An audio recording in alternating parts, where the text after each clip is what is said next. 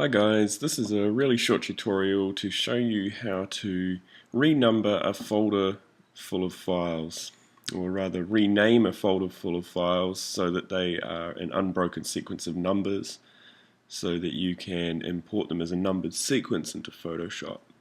So I've got a folder here on my desktop of images. Now they are actually already numbered, but I'm going to renumber them for the sake of this exercise. Okay, so to do this we're going to use Adobe Bridge, which you can find in your applications folder along with all the other Adobe programs. If you're on a PC you'll find it in the Start Menu Programs area. So I'm just going to open Adobe Bridge now, and it's actually already showing my area there, but if I go back to the desktop and I've got this folder here, so I'm just browsing for my folder full of images, open it up.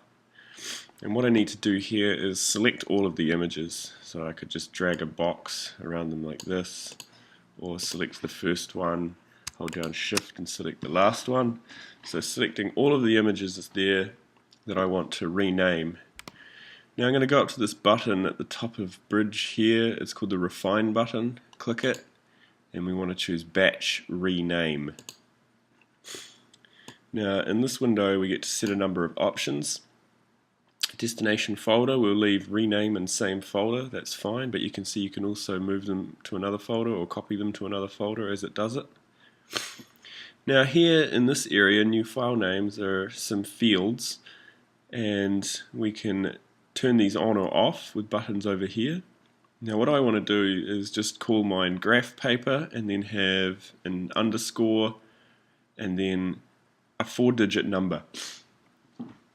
So I don't need the date here, so I'm going to turn the date field off, and I don't need this extra text field either because that's just a separator between the date and the sequence number. So I'm going to minus that, and I'm going to call this graph paper, and then I'll just add my underscore. Sequence number, this is what the sequence number will begin at. And this is set to 4 digits. Now we could set this to 3, and in fact in the case of my example we could set it to 2. This depends on how many images you have to number. If you have more than 100 you would need 3, so that it counts from 001 up to 100.